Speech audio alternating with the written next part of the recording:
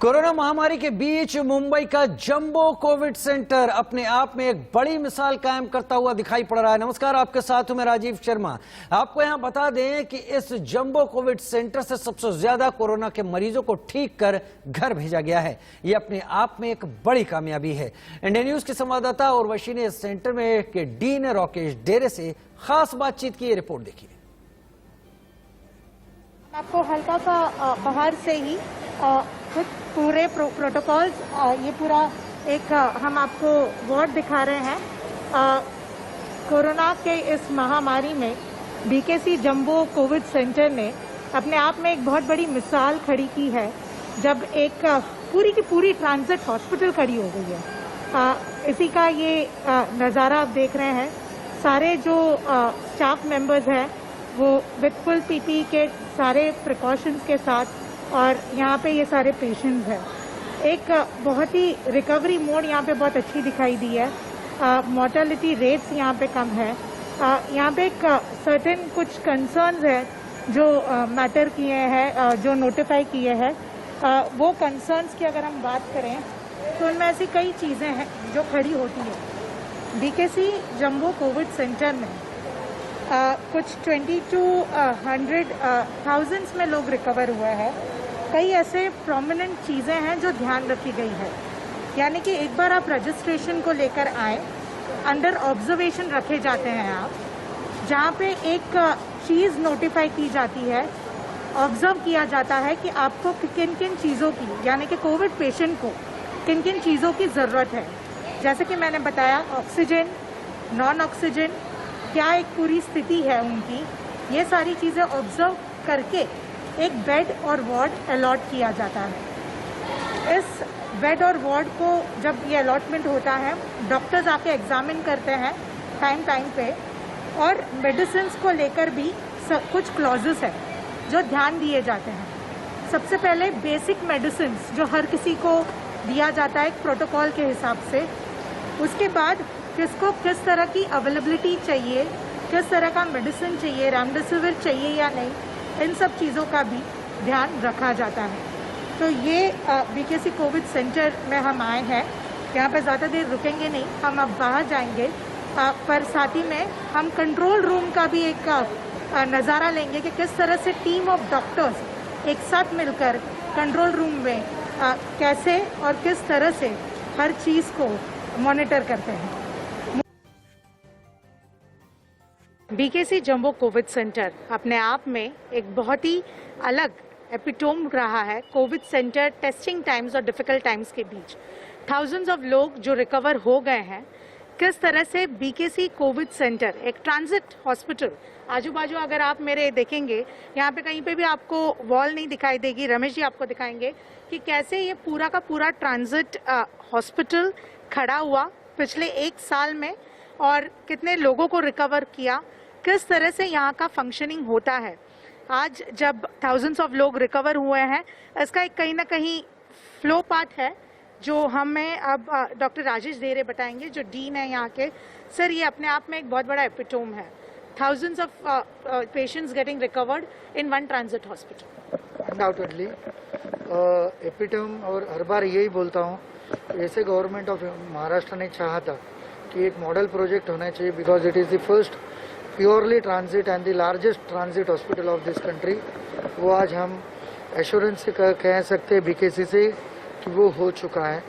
आज तक हमने 22,000 के ऊपर पेशेंट को ट्रीट कर चुके हैं। तो ये बताया, हम लोग कंट्रोल रूम में हैं अभी फिलहाल, कैसे फंक्शनिंग होता है taking from start point two and? ये देखिए आपको तो आप ये देखिए क्यूबिकल्स, कॉन्टैक्टलेस रजिस्ट्रेशन क्यूबिकल्स हैं, जहाँ से आपको कॉन्टैक्टलेस रजिस्ट्रेशन हो सकता है। फिर वहाँ से आपको ये ट्रायज है, यहाँ पेशेंट आता है, यहाँ वेटिंग एरिया है जो एयर कंडीशनड है। फिर ये जो ट्रायज है, यहाँ आप देखिए 16 बेड का ट्रायज है जो इक्वलेंट टू हमारे आईसीयू है।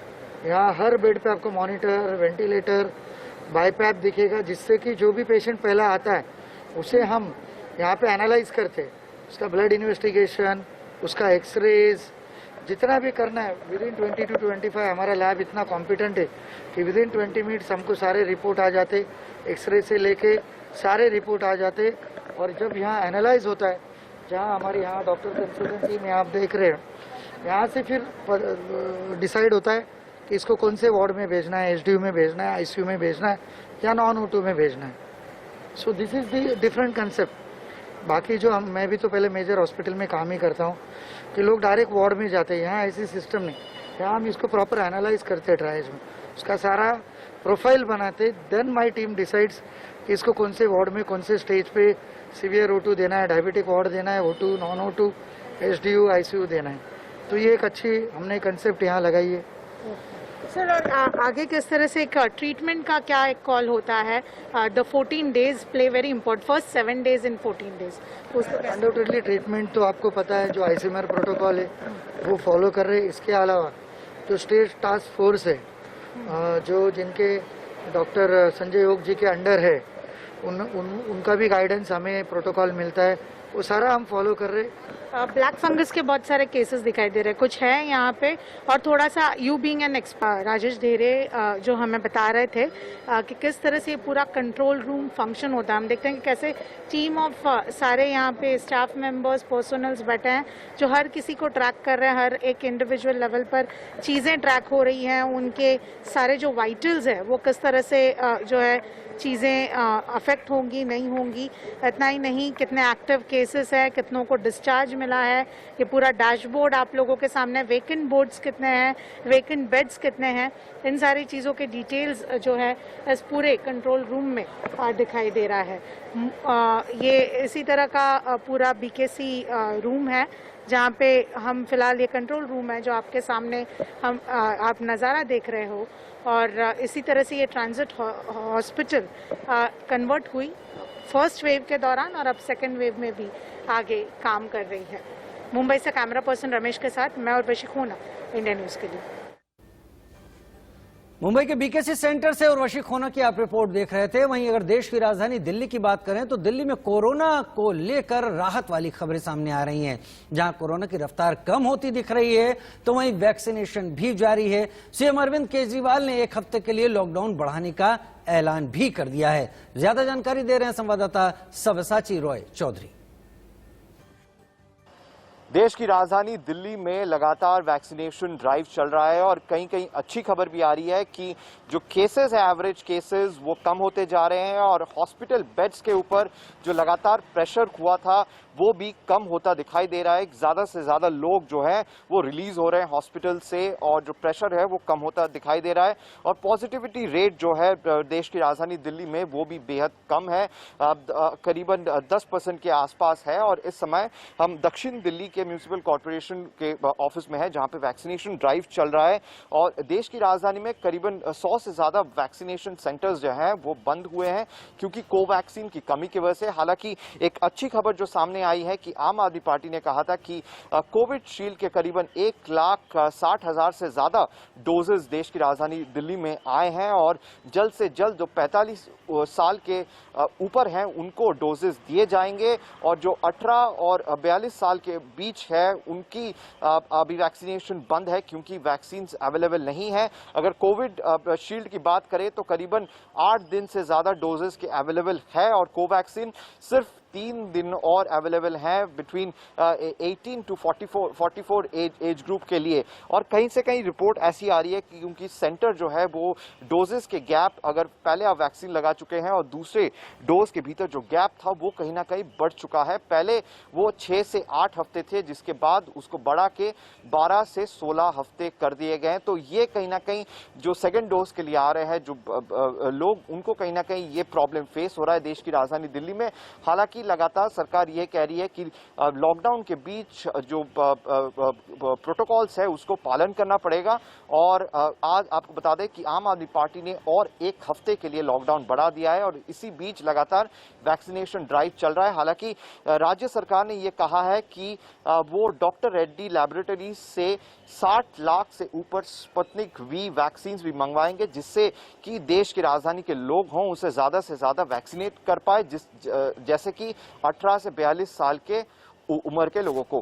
कैमरा पर्सन पंकज गुप्ता के साथ सब्यसाची रॉय चौधरी, इंडिया न्यूज, नई दिल्ली। पूरे देश में कोरोना ने हाहाकार मचा रखा है। पूरा देश इससे लड़ने की कोशिश कर रहा है, लेकिन जैसे कोरोना ही काफी नहीं था, चक्रवाती तूफान तौकते की वजह से मुंबई में वैक्सीनेशन पर ब्रेक लग गई। ज्यादा जानकारी दे रहे हैं हमारी संवाददाता दे रही है श्वेता। जुहू के आर.एन. कूपर अस्पताल के पास मौजूद है और अस्पताल के अंदर की तस्वीरें हम आपको दिखाते हैं। दरअसल ये एक टीकाकरण केंद्र है और आप यहाँ पर देख सकते हैं किस तरीके से यहाँ पे बैरिकेडिंग लगा दी गई है और आपको अंदर कोई नजर नहीं आने वाला है। जहाँ खचाखच भीड़ नजर आती थी, अब ये बंद है। दरअसल इसका एक और बड़ा कारण ये भी है कि बीएमसी ने 2 दिनों तक जो टीकाकरण केंद्र है उन सबको बंद रखा है साइक्लोन तौकते के चलते। जिस तरीके से हम बात कर रहे हैं चक्रवात तूफान तौकते की, वो तबाही ना मचाए, लोग घरों से बाहर ना निकलें, क्योंकि ये 2 तरफा खतरा है मुंबई करों के लिए।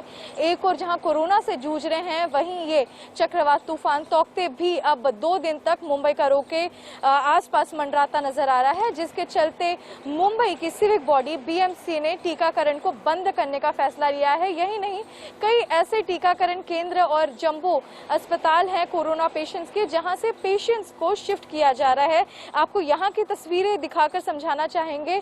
ये एक सबसे प्रसिद्ध जुहू में टीकाकरण केंद्र है, ये पूरी तरीके से खाली है और यहां पर आप हमने पहले जितनी रिपोर्ट्स करके आपको बताई थी उसमें ये पूरी तरीके से जो भी प्रोसेस होता है 1 बाय 1 यहाँ पे जो वॉक इन के लिए आते हैं या जो रजिस्टर्ड के लिए आते हैं, उन सब पेशेंट्स को, उन सभी बेनिफिशियरीज को देखा जाता है। लेकिन ये 15 मई और 16 मई को बंद कर दिया गया है। आप कैमरा पर्सन राज शर्मा के साथ श्वेता वर्मा, इंडिया न्यूज मुंबई।